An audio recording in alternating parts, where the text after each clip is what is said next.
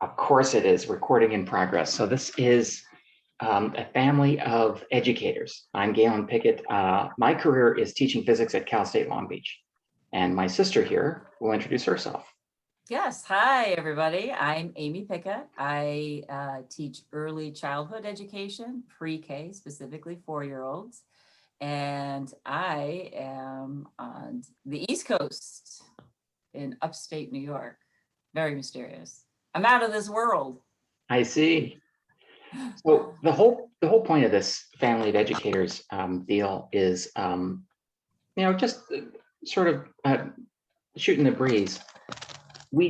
There's lots of parallels between what's done in pre-K and what's done here in a university in a physics department, if you can believe it. And not everything's the same for sure. I mean, clearly, for sure. There's some issues that Amy deals with that I don't have to deal with. Yes. And there's a whole crap load of equations and whatnot and experiments and equipment and stuff that I don't have to. Why would anyone do that? Why would anyone do that to themselves? But so we're looking for the common elements here. And one thing that I imagine almost every activity in pre-K that's really fruitful for the development of your students has to do with play, either playing rule games with, 1 second, I got a telephone call I got to take. I'm going to pause this for a second. Okay. That quick cut, I have no idea what the hell was going on. What was the last thing we were talking about? We were talking about play. Yes. About playing games with rules, with boards, playing sports games, just playing imaginative play. Like, I'm going to be, the astronaut chef today. I need a helmet and I'm going to go to the kitchen area. Yeah. So yes, go ahead. So no, tell me about how play works in your field. Yes. So play is prevalent through pre-K. Alliteration. Which is a play on words, not a pun. Yes, but playing with words. Pick it. And my letter link this year is people pick it. So yes, play is throughout the day, throughout experiences. And I would say the overarching theme of play at this level, although there have been a few groups that I might have gotten out a board game with actual rules, but typically it is students making up their rules, making up their play. There's no wrong play. Girls can like blue, boys can like pink. Anybody can dress up whatever they like. Girls can play with trucks, boys can paint. It's really in the driver's seat of the 4-year-old.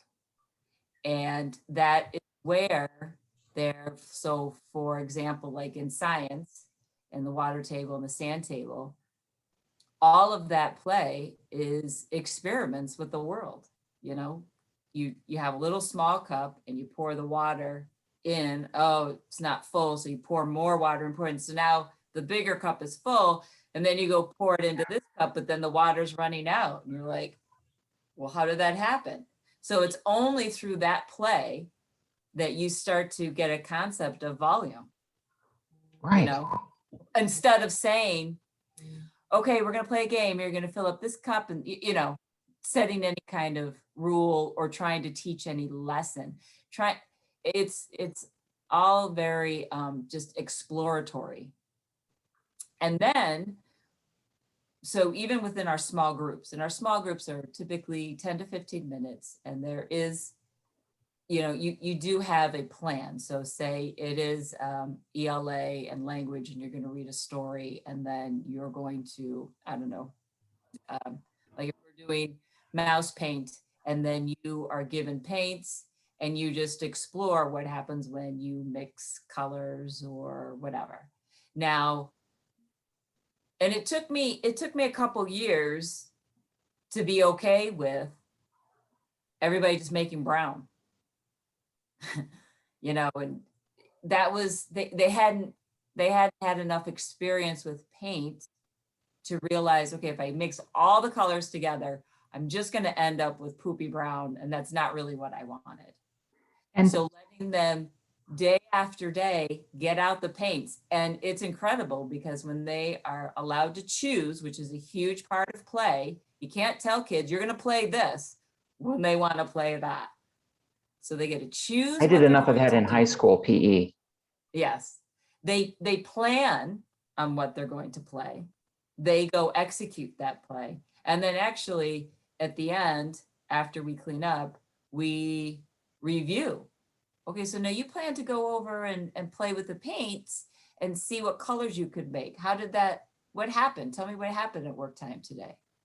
So that executive function is planning, doing, reviewing.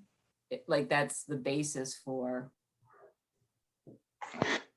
kind of thinking what you might do. Yeah. And it's all, it is not judgmental. It's not, you're wrong. It's all through experiences. It's all through positive experiences. So they feel like they can experiment and you don't have a right answer or wrong answer because it's play. These are It's games what, that don't it's have, what you make it. So it's great. these are games I that mean, don't I have love winners that and part of it. What's that? winners and losers are not part of these games. No. So we will have, you know, I've done in the past, I've done like, we'll dress up as thing one and thing two, and I make them hold trays and they have to balance things on the trays, and then we have races. But it's everybody online and everybody racing to the finish. And you are just seeing how far you can go holding your tray and balancing your toys. Some of that naturally does come out, especially when we're doing large group and we're out, or not, excuse me, not large group, when we're doing gross motor and we're outside. And kids will come up with games and they will come up with rules. And I don't stop them from that. If there's a problem, you know, we talk about, well, what does that rule mean for someone who, whatever, but it's really all student-led games.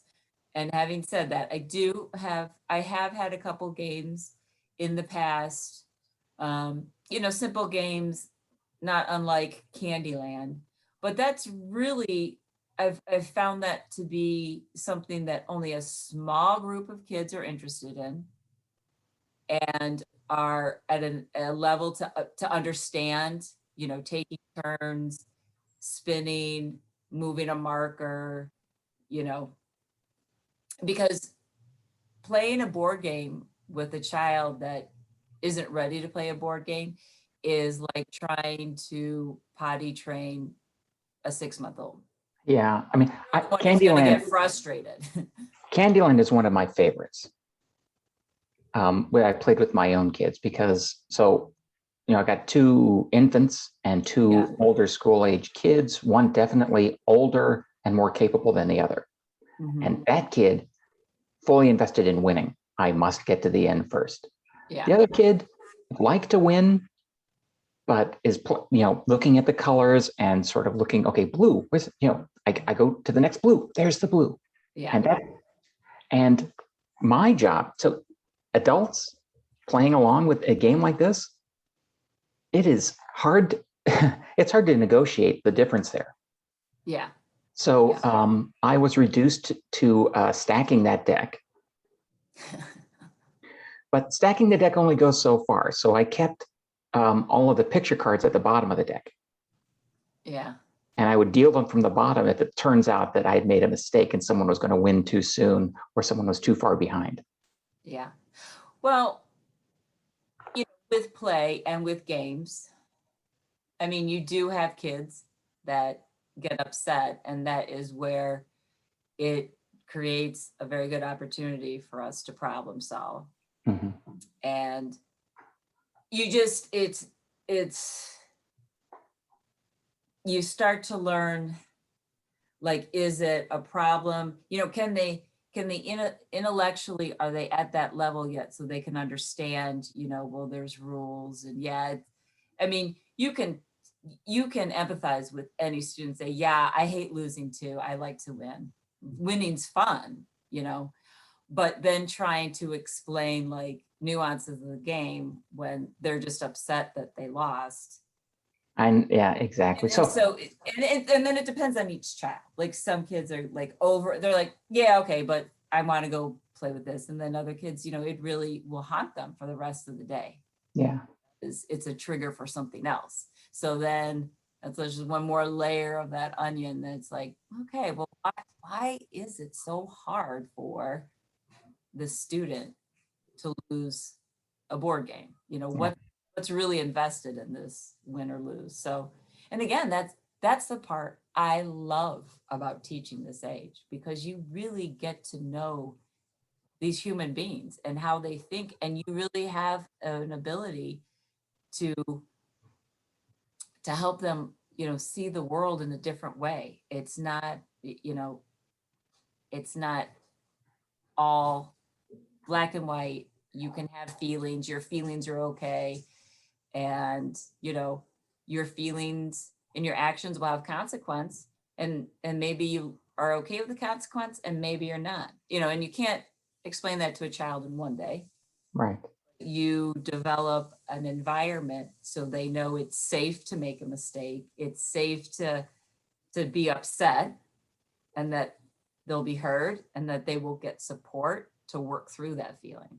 Yeah. And that's all with, you get to choose what you get to play.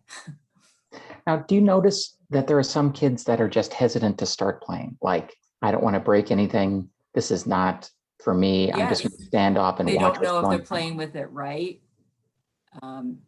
That it might just be too much personality, too much action, you know, just too much stimuli over in an area that they want to be, or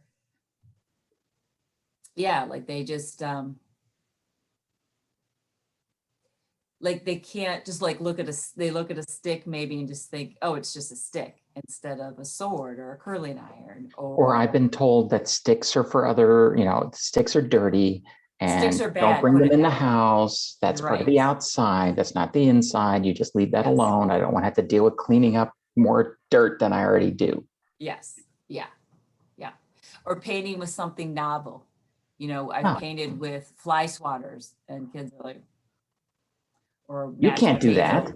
Potato mashers, you know, stamping, or painting with fruit or vegetables and making that stamp or whatever. And they're just like, you can't do that. And then that's when, so then you have enough of that. And that's where the small groups come in. That's where my teaching and modeling comes in, where it's like, I mean, I know it's a marker, but I wonder how else I could use it. And then I use it in a different novel way. And then there's markers all over the table. And then they're allowed to, you know, there's no wrong way to investigate. I mean, a marker, there's not a lot to a marker, but that basically with every kind of new material we have, it starts out as, here it is. What does it look like? What does it smell like? What can you do with it? So there is an element here of just figuring out how to use the stuff that is inventive, that is creative. And once you know what you've got, your new painting thing, you imagine that it might work, you get it and start using it. That's an ownership of that. It's not just, I made this is my painting. This is my discovery. This is my ownership invention. Of the process. Yeah. Thinking about, well, what do I want to do and how am I going to do it? And then I go do it. And then I look back and go, yeah, I did this. So there's autonomy built into that. Yes. You know, you got the right to call the shots on your, eventually on your own life, but certainly in these games are a place where the consequences of something, you know, going sideways are small. I mean, that's if it's a high stakes game where, you know, there's hundreds of millions of dollars in wagers depending on who catches a football, That's not the kind of play I'm talking about.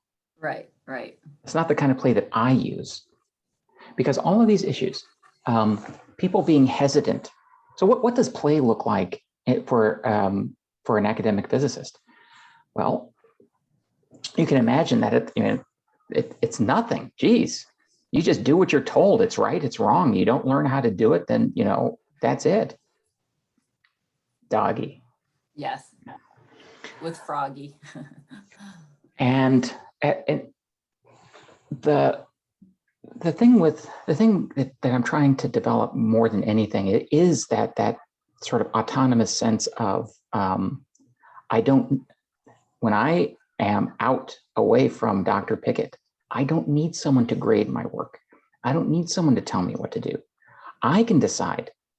And the way that, and I don't know if this is the only way to do it, but it's the way that seems to work for me.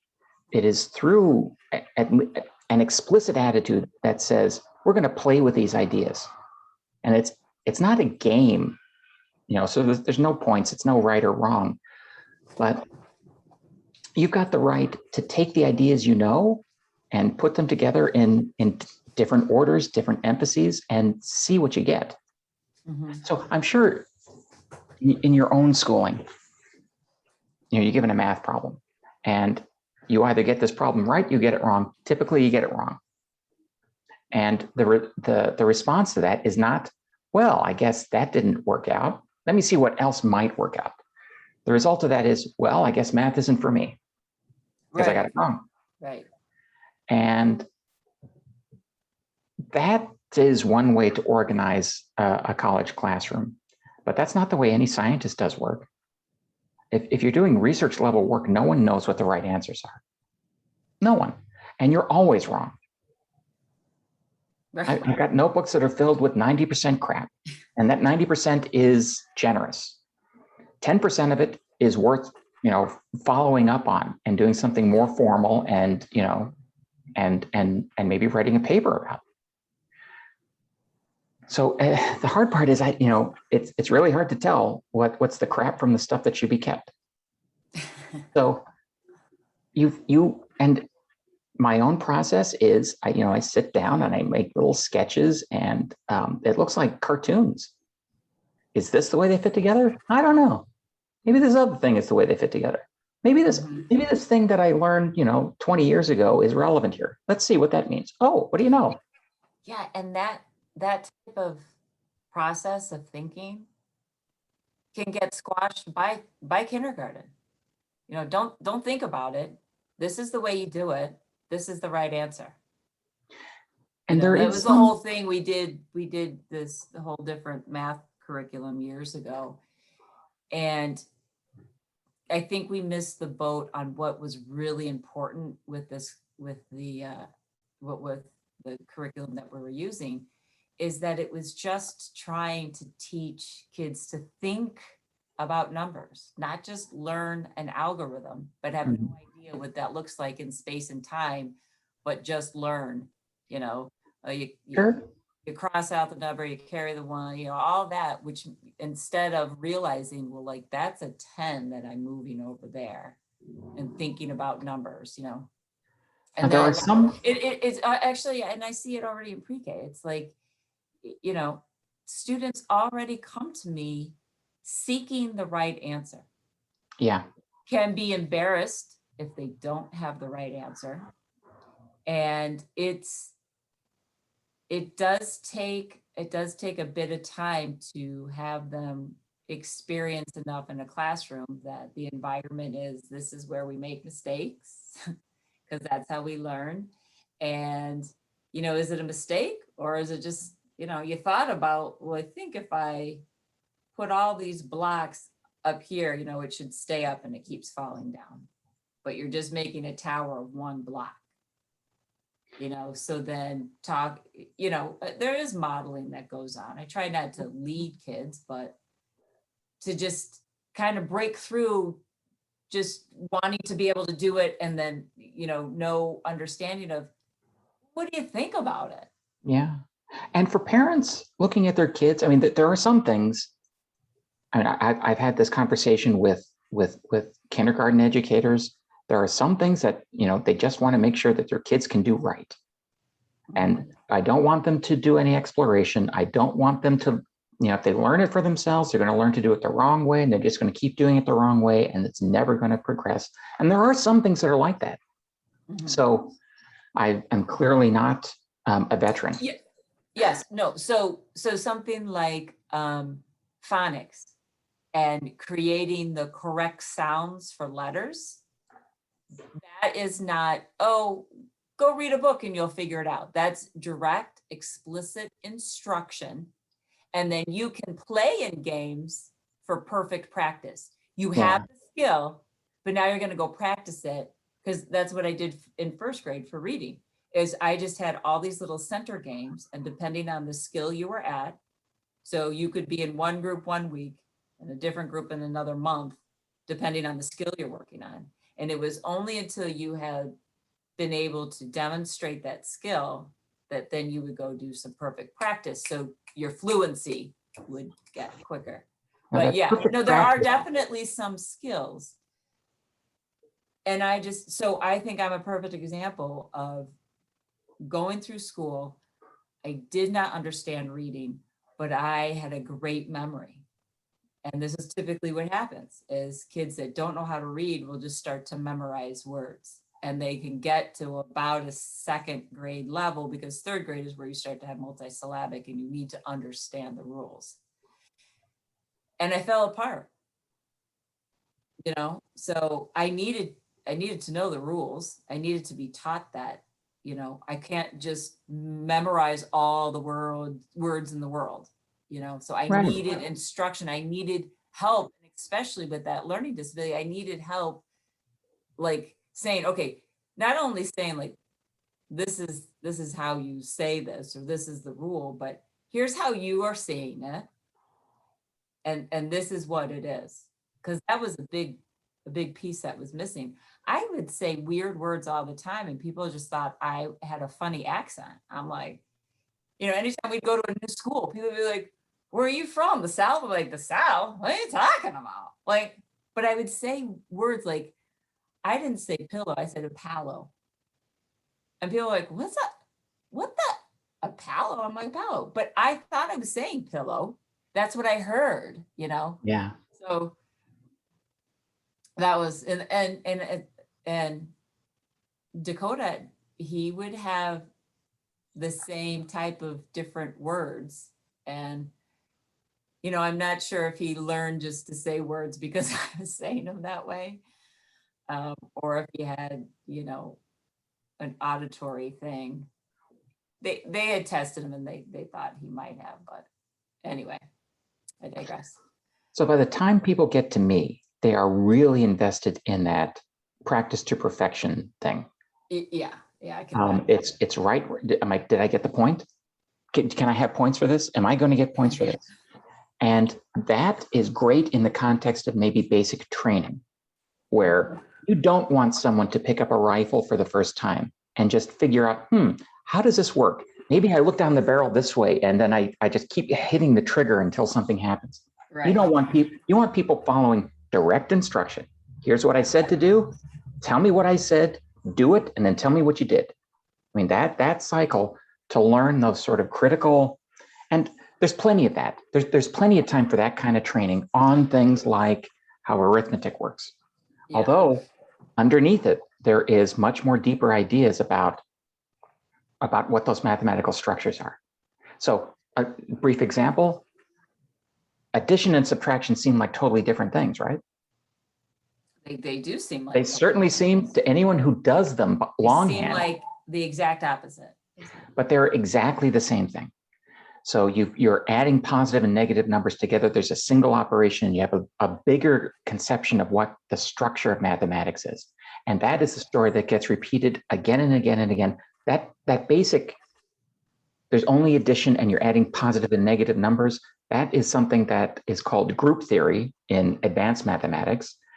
Eventually you had a couple more things to model, sort of make addition and multiplication more general. You got something called a field. And that is the underlying mathematics that says how all particle physics works. And it starts with that, adding numbers, which some are positive, some are negative, you know. Yeah. Got a number line here. Right. Right.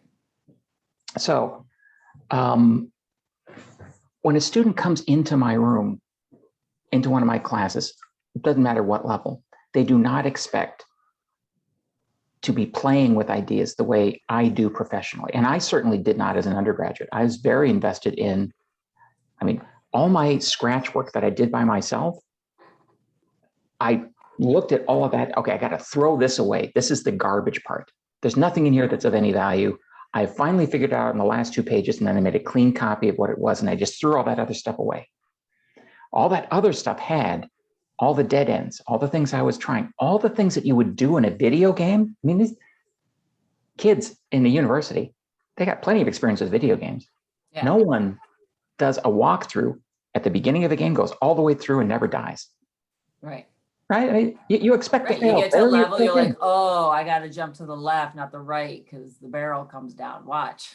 you learn, and it's called playing, right? Yeah. It's playing. So, but there's an extreme hesitancy that I've got to overcome there, because and by the time it's my story, that hesitancy is gendered. So the women in the room, they don't want to play with ideas. They don't want to take something that I've said in class and say, oh, I read a science fiction story that blah, blah, blah, blah, blah, which is sort of sort of taking ideas that you're learning and, you know, playing what if games with them. That is the basic theoretical physics task. Yeah. And it's imaginative, it's creative, and usually it doesn't work because, you know, your what ifs are all just counterfactual. It's just no, that's not the way the world works. No, if gravity worked the way you said, sure, then things would be floating around. But, you know, okay, fine. I guess not. Yeah. Yeah, fine. So and what you said about play being safe is absolutely critical. So someone being wrong is you know, in a classroom, you can barely get someone to be wrong in a classroom by, you know, so who thinks the answer is 1? And raise your hand. Who says? Absolutely not. I don't want any, no. I may think the answer is 1. I'm not telling anybody that. It might not be 1. I don't want to be the one that everyone knows didn't get it. And that is, that's isolating. And I can imagine how isolating it might be for a kid in a pre-K context to see kids actually playing, having fun, figuring things out, but not being able to join in because you don't want to do it wrong.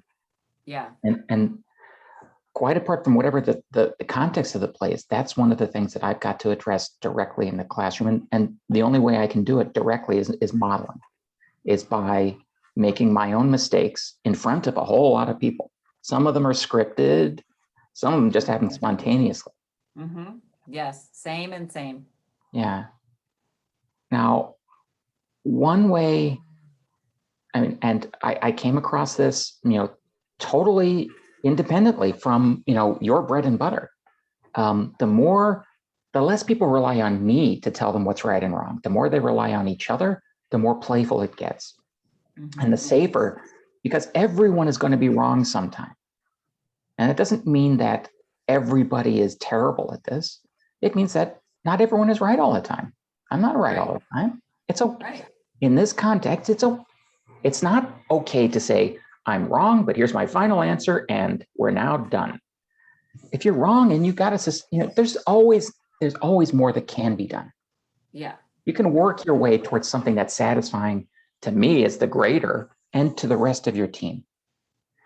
And that, I think, is the thing which really undergirds the kind of efficacy, the self-efficacy that's built in my classrooms. You can solve your own problems. You don't need a referee to come by and tell you what's right and wrong, because the end is, I don't want someone who's a professor themselves always to be sending me emails. Is this right? Yeah. Is this wrong? That's not the point of what you're doing or what I'm doing. It's independence and autonomy. You want to become something. You come to me to learn how to become something. Now, people They don't come to you on their own. Their parents and the state Yes. says, here's your seat. But I think it's the same goal. Yes, and part of my job is also, engaging families as to what I'm doing. Mhm. So, we have lots of different play for small muscles, Legos, and even like some of the large motor. I got some Legos right there. There you go. Like the hanging from the monkey bars, or, standing on your hands, or whatever it is. Because this is what's going to greatly influence the ability to write your name. Most parents, that's what they have to go on. They have their child sit down and write their name, and it looks nothing like their name. And it throws them into a state of panic. And my kid's behind, never going to catch up. Right. Whereas, and you can see, I can see when I'm watching kids for the first time writing, some are like this, where they're like grabbing it like this, or some are just kind of holding it and barely, so I make them use colored pencils, because you really have to put some pressure on the paper to be able to see the lines you're making, as opposed to markers. And even some crayons, you don't need as much pressure, but just building up those muscles, and so, working with parents and letting them know that, it's not just practicing writing your name, it's playing with Legos, playing with Play-Doh. That manipulation, small hand gestures, get translated into ideas. When I do small groups in my own classes, I and in my own office hours, at least when this is back in in-person days, I don't hold the whiteboard marker. Right. You hold the marker. You make the marks. You make these sketches. The first thing is a sketch. It's and these are cartoons of what, the same sort of cartoons that we would stuff our faces Saturday mornings, Looney Tunes watching. Donuts. Oh yes, the donuts and the Coyote and Roadrunner.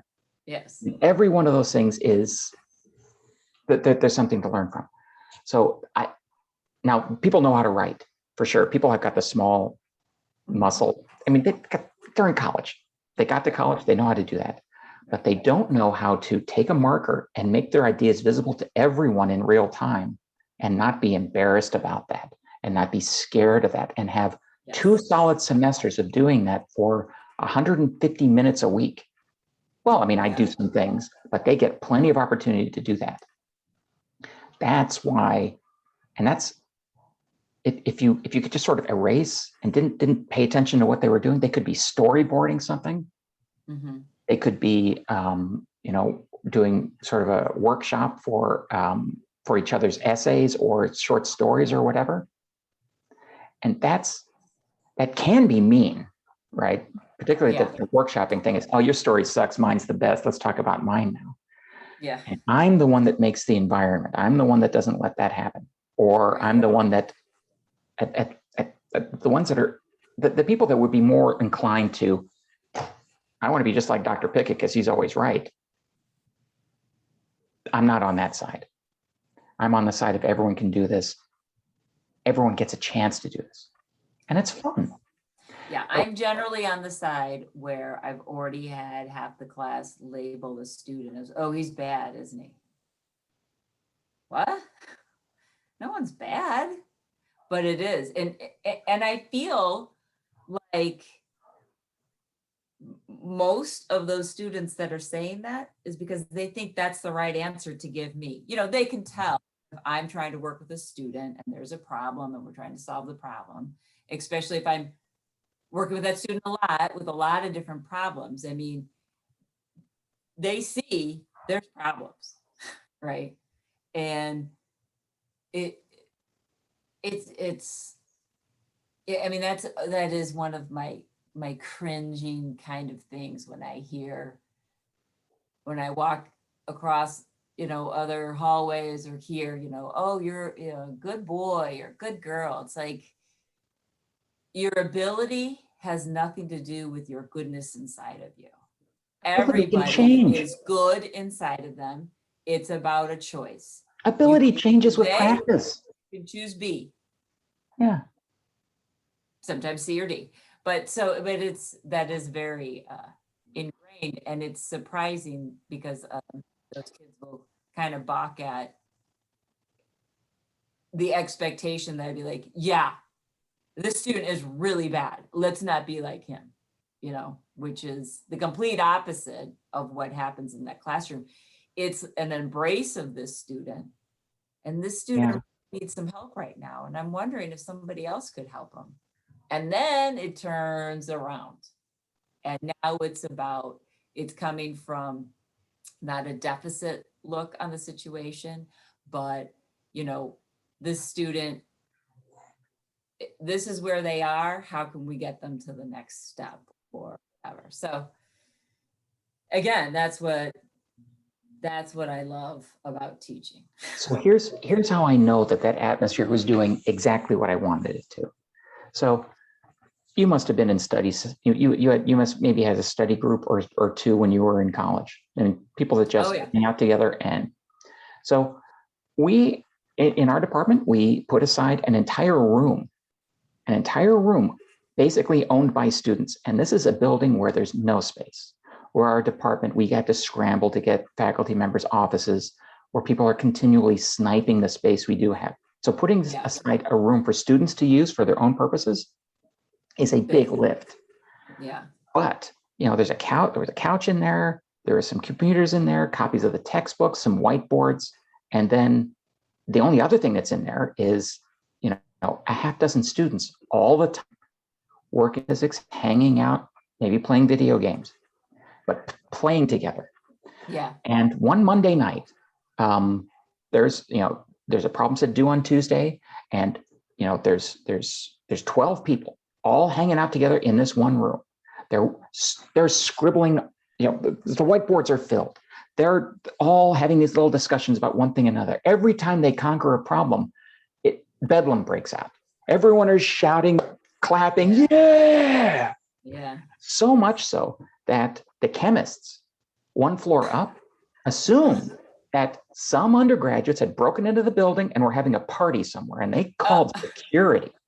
Oh, really? So the police showed up to the physics study session that was just exuberant with, we did it, asking what the hell's going on here? You guys can't be here right now. I'm going to eat, but oh, no, I fed him. Sorry to interrupt. Oh, that's okay. What the hell? You got interrupted? What the hell? Yeah. The all important question, did Timber eat? Because Timber will stand there like he's never eaten before in his life. So I got home and I fed him right before I got on. Paul got home and there's Timber. Feed me. I'm so hungry. So Paul was just checking to make sure he had eaten. So, I mean, this is just great though. That is great that they're all partying because they got the right answer. They had a breakthrough and the police show up thinking they got a keg. And unfortunately, security then shut the building. No undergraduates in here after 8 o'clock. It says, I know, man. Way to kill a buzz. Thanks a lot. Yeah. The man. So then what happens? Oh, they all decide, okay, well, if we can't study, I guess we'll just all go out and get drunk. Fantastic. I know. Great. So great. They still have that room, but it hasn't been the same since then. That's a bummer. Because you got to do it during business hours when the building's open, and it's a safety issue, and So. Oh yeah. But I was so proud that's just them spontaneously doing it. So, which is great. Yeah, physics party on the second floor. Yeah. You're all invited. Yeah. No, that's great. Well, I think, unless you have something else to say about this, I think there are some deep connections behind what we have to do, because it's about people feeling they can do something that maybe they're not sure they can, or they don't know that they Yes. can. Yes, yes. It's building that stamina and ability to, it's building a security of being able to make a mistake and be vulnerable. And that's really hard. I mean, it's really hard for anybody, but it's really hard in education because it's sort of, you know, the instinctual, like, well, there's a right answer, there's a wrong answer. Which is There's nothing great. instinctual about that. People have been institutionalized. Well, I mean, that's it's true. it's drilled into but you. it's ingrained. Then it's not Yeah. instinctual, it's ingrained. Yeah. And And it's you know what the caricature of that is. It's no answer's right. It's just how you feel about something. And it's exactly the other way. If you don't feel good about what you're doing, you cannot perform at a high level, a level high enough to invent semiconductors or to write software that will allow a smartphone to work. yeah. If you don't like that sort of thing, if you're not having fun doing it, you can't do it. Right. And learning to read, learning to sit, learning to be in a kindergarten classroom, that's a skill that needs to be learned by people that only have 4 years of life underneath them. Yeah. And their bodies need to move. Like sitting on a square isn't a natural kind of state. Oh, so, not like the Matrix, huh? You just you're in your pod and someone hooks up these Right. tubes and I'm good. Yeah. Yeah. Okay, well, that's it. I think Yeah. that's it. You have something else to say? Yeah. No, that was great. I don't. I'm Yeah, that was fine. great. I'm cool. I'm going to stop this recording. Sounds Like that. good.